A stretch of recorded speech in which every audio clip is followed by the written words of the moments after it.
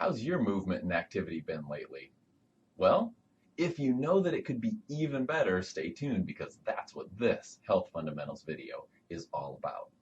Now, in our health fundamentals, we are looking at ways to optimize our sleeping, our moving, our eating, our focusing, and our breathing. And this series is all about the movement part. So when we look at our health fundamentals, we need to think about the Thrive formula. And the Thrive formula is having a healthy functioning nervous system so that our body can control and regulate itself optimally. Then we give our body everything that it needs in all 5 of the fundamentals, and we limit or eliminate all the stuff it doesn't need physically, chemically, and emotionally. And we do that over time so that we get to thriving.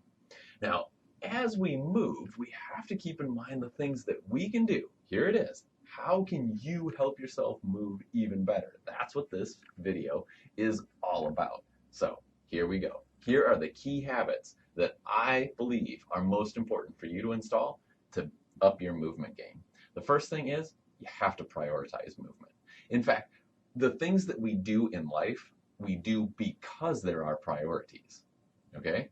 We do them because they're our priorities. So what are your priorities? Look at your last week's activities. What have you done? Those are your priorities. And if moving isn't one of them, well then it's time to reprioritize because honestly, for us to be able to deliver our talents most fully to the world, we have to be healthy for that.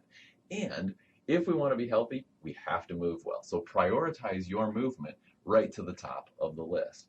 And then commit to that movement and schedule it in. If it's not on your schedule, it's much less likely that it's going to get done or get overshadowed by something else. So we have to have a high level of commitment, emotional commitment to our movement, and then we have to get it on our schedule, whether that's a paper planner or your electronic calendar, whatever it is that you use to organize your life, make sure that your movement gets in there. And then install some accountability. Whether that's with a professional, you have a personal trainer or you have a doctor, a chiropractor that you work with on how you move, or maybe even better is finding a friend, a family member, somebody who you identify that you want to prioritize and commit to your health through movement with, and that they get to be your accountability partner right through it.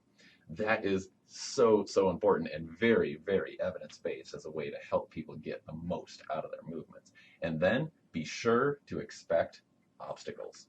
You have to expect obstacles. In other words, yes, it's going to snow or it's going to be chilly out or it's going to be super hot in the summer. You have to expect those obstacles, and then you get to create algorithms. If this happens, then I do this. Create that list, whatever it is in your life. If you have family, it's going to be one set of things. If you live in a colder climate, it's going to be one set of things.